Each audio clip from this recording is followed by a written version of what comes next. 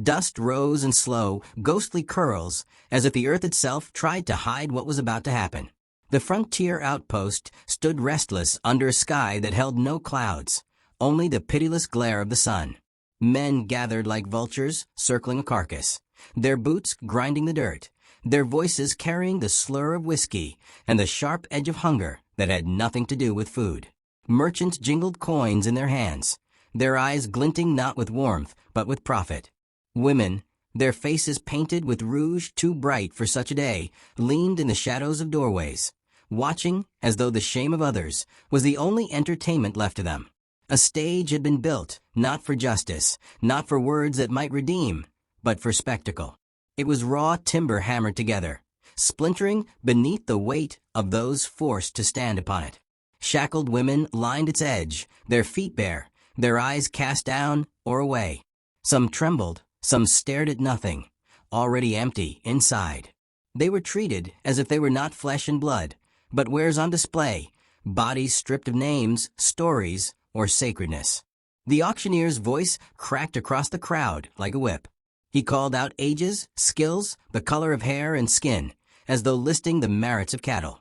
Each cry was met with jeers, with coins tossed into the air, with the sound of deals struck, as if humanity could be bartered like leather. The air thickened with the smell of sweat, gunpowder, and greed. And there she was, the Comanche girl, shackled at the wrists and ankles, iron biting into skin rubbed raw. Her hair fell in wild strands across her face. Her shoulders bore the weariness of too many nights without rest. Yet her eyes, those eyes refused to bow. They carried the depth of rivers that had once run free, the memory of winds that had touched the plains long before any of these men had come with their wagons and fences. Others saw only a prisoner, but the truth in her gaze was unbroken flame. She was weary, yes, but not defeated. The crowd looked upon her as if she were less than human. To them, she was a savage, a prize, a punishment to be given away. But to any soul willing to truly see, she was history carved into flesh, resilience given form, standing still in the face of humiliation. Then came the cowboy. He swaggered forward, spurs jangling with every careless step. His hat tilted low, as though the sun itself dared not touch him. His laughter carried louder than the rest, sharp and shallow. A man who mistook cruelty for strength. He slapped another man's shoulder, pointing to the women lined in chains, boasting as if the world owed him choice. The auctioneer, drunk on his own authority, waved a hand. Choose any bride for free. The cowboy's eyes skimmed the row, like a gambler, choosing cards he did not plan to keep. He paused on her, the Comanche girl, his grin twisting cruel. He raised a hand, pointed at her as though plucking her from the line like a coin off the ground. Her name was not spoken. She was not asked. She was claimed.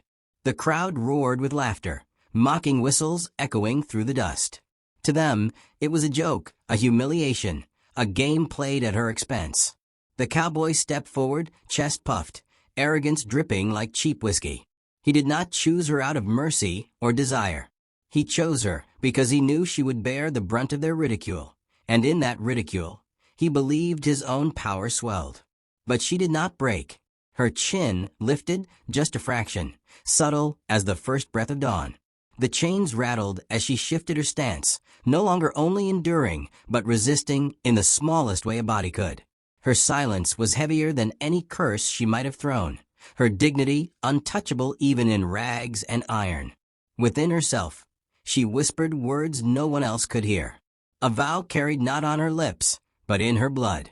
To survive, to outlast, to remain whole where others sought to shatter her. And though none around her knew it, though the cowboy laughed, though the crowd jeered, something in that moment took root. A seed of story that would grow, unseen yet unstoppable. For her tale did not begin with freedom, but with chains. And still she stood. The days that followed moved like dust carried on the wind, heavy, restless, without direction. The cowboy who had claimed her walked with a swagger, as if ownership itself was enough to fill the hollow in his chest. He treated her not as a woman, not even as a companion, but as though she were an unwanted mule left to labor and keep silent. She rose before dawn, the iron still biting at her ankles where chains had rubbed deep, even though the shackles had been removed. She cooked in silence, her hands moving over dough and fire, her face lit by the low glow of embers. He never said thank you. He barely looked at her, except to sneer when the food was not to his liking, or to bark when a chore seemed undone. She carried water from the well, her shoulders burning beneath the bucket's weight. She cleaned the dust from floors that would never truly stay clean in such a land. She tended the meager garden, her hands in the soil like they had been in another life, another home, though here the work was without joy. He passed her by as if she were nothing more than part of the furniture, something that existed to keep his world running, but never to be acknowledged. There was no cruelty of fists, no wild lashings of rage. His cruelty was quieter, meaner, the cruelty of absence, of looking through her, as though she were less than air. He ignored her until it suited him to command her, and then he spoke as a man might to a dog. She bore it not with anger, but with a silence so steady it was its own defiance. When the day's labor ended, she sometimes stood outside, staring at the horizon until the sky bled red and gold. The prairie winds pulled at her hair, and for a moment, in the ache of sunset, she remembered. The river that once ran wide and wild, where the water cooled her feet in summer heat. The songs sung around fire, voices weaving together beneath stars, so thick it seemed the sky had been scattered with silver dust. She remembered the freedom of horses running across open plains, the laughter of her people, the sound of drums echoing like a heartbeat through the night. Memory kept her alive. Though the shackles had scarred her wrists, though she stood in a land where she was treated as less than human, inside she carried rivers, stars, songs. They belonged to her still, untouchable, no matter how much the world around her tried to strip them away. It was during one of those ordinary days, when she moved between chores without recognition, that she noticed him. A man quiet in his manner, steady in his movements. He was no stranger to work. His hands bore the roughness of soil and rope, his shoulders strong from long days beneath sun and wind. A neighbor perhaps, or one who hired himself to nearby ranches when labor was needed. He did not speak much, and when he did, his voice was low, unhurried, like water flowing over stones. He never looked at her in the way other men did, with hunger or mockery. He looked as though he saw her simply as she was, a person carrying weight. He noticed things. The way she hummed softly when her hands were busy, the tune almost too faint to hear, a fragment of a song that carried the pulse of another world. He noticed how she lingered at the edge of fields when the sky turned violet, her gaze fixed on horizons far beyond this place. He did not disturb her. He simply let her be. One afternoon, she carried water again, the buckets heavy, the earth uneven beneath her feet. She stumbled, one bucket tipping, the water spilling in a rush that darkened the soil. She caught her breath, steadying herself, though the loss of it meant another long walk to the well. Before she could turn, he was there. No words, no sharp orders, just a hand reaching to steady the other bucket, to ease the burden without taking it entirely away from her. For a moment their eyes lifted, hers dark and tired, his clear and quiet. There was no smile, no rush of emotion, only recognition, simple and unspoken. Two souls seeing the weight the other carried. It lasted no longer than a breath. Then he stepped back, as if the moment were too delicate to press, leaving her with her work and her silence. And yet something shifted. It was not love, not yet, nor even hope. It was simply the knowledge that she had been seen, not as property, not as a shadow, but as a living being whose spirit still breathed despite the chains of her days. That knowledge was enough to kindle a faint warmth in the hollow places of her heart. Not fire, not yet, but a spark. The days began to wear the first man thin. What little pride he carried turned sour as the world refused to bend to him. Cards drained his coins, whiskey hollowed his nights, and every loss seemed to sharpen his bitterness. He looked at her less as time went on, not because he had grown kinder, but because he no longer saw value in her at all. She was a burden, another mouth, a reminder of a choice made in arrogance. His voice, when it came, was sharper, words slurred with drink. The laughter that once boasted of conquest now stank of defeat. He called her useless, called her dead weight. Sometimes he did not call her anything at all, passing her by as though she had vanished into thin air. But in the spaces of his neglect, she endured, her silence still carrying the strength that had kept her standing on that stage. And as he began to unravel, another presence began to grow quietly at the edges of her days. The second man was never loud, never forceful. He came like dusk slipping over the land, unnoticed until you realized the whole sky had changed. When her water bucket broke, he left one by her door, repaired and sturdy, without asking for thanks. When a tool splintered in her hands, the next morning it lay fixed upon a step, the work done while she slept. If she walked by carrying a weight, he might offer a single word, careful, not command, not pity, just quiet advice meant only to ease. She felt something unfamiliar in these gestures, safety.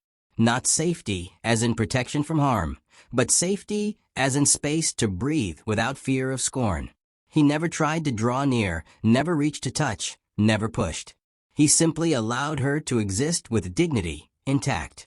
One evening the sky darkened with storm. Rain rolled across the plains, steady and cold, soaking earth and bone alike. She hurried to finish her work, but the downpour grew too fierce. She found herself near his barn, the creak of its old wood offering shelter. She slipped inside, the air thick with a scent of hay and rain-soaked timber. He was there already, tending to a mule. He looked up when she entered, but he did not speak. He did not order her out, nor did he move closer. Instead, he set aside his tools and walked to a corner, where an old wool blanket lay folded. Without a word, he placed it near her, then returned to his work as though nothing had passed between them. She stood still for a moment, the water dripping from her hair, her clothes heavy against her skin. Then she reached for the blanket. It was rough but warm, carrying the faint smell of smoke and earth. She wrapped it around herself and sat quietly, listening to the rain hammer the roof, the mule shifting softly, his hands working in calm rhythm. It was then she realized the truth of him. He did not see her as captive. He did not see her as prize or burden. He saw her only as she was, a woman caught in the rain, deserving of warmth. She carried that moment with her. In the days after, it echoed through her, a quiet reminder that not all men sought to own, to claim, to diminish. Some simply stood beside you, asking nothing more than your presence in the world. Slowly, almost unwillingly, she began to change. A smile touched her lips once when she fed the chickens and watched them scatter like children at play. Another time, while mending a shirt, she hummed louder than before, her voice filling the air instead of hiding inside her. Small things, delicate things, like wildflowers pushing through cracks in stone. He noticed. Not with words, not with declarations. His eyes softened when her smile flickered across the dusk. His hand paused on a fence post when he heard her humming. But he never spoke of it, never reached to claim it. He let her keep it as her own. Their bond grew not through grand gestures, but through quiet presence. Like seeds beneath the soil, unseen by the world, yet steady, pushing roots deep, waiting for the season when they might break through into bloom. In a life that had begun in chains, such tenderness was more powerful than any freedom promised with noise. It was not loud, it was not sudden, but it was real. The night before the breaking point was restless. The first man had been drinking harder, gambling more recklessly, and each loss carved deeper lines into his face. His pride had soured into something meaner, something desperate. He muttered about debts he could not pay, about men who would come calling, about how his life had been spoiled by burdens he had never asked for. When he looked at her now, it was not even with disdain. It was calculation. She felt his gaze like the clink of coins on a table. She overheard the words he spilled in anger to another drunk, words that twisted her blood cold. He would trade her away like a card thrown into the pile, to cover what he owed or to ease the weight of his shame. In his eyes she was nothing but currency, a piece to bargain with. And in that moment, her heart pounded not with fear alone, but with the certainty that if he gave her away again, she would not survive. Her spirit might endure shackles once, but twice would be a breaking too deep to mend. That knowledge sat in her chest like a stone. She lay awake long after he stumbled into sleep, the sound of his snoring thick with whiskey. She stared at the darkness, whispering to herself the same vow she had carried since the auction stage. Survive. Survive no matter what form the dawn would take. When the sun did rise, she was not alone. The second man, quiet as always, had come near. He had heard whispers of the first man's drunken boasting, and though he rarely interfered in the affairs of others, something in him had stirred. Perhaps it was the way she had begun to smile again, small and fragile as it was. Perhaps it was the memory of her wrapped in the old wool blanket, rain dripping from her hair.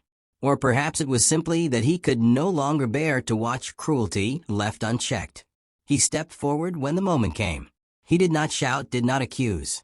His voice was steady, low, like a river moving over stone.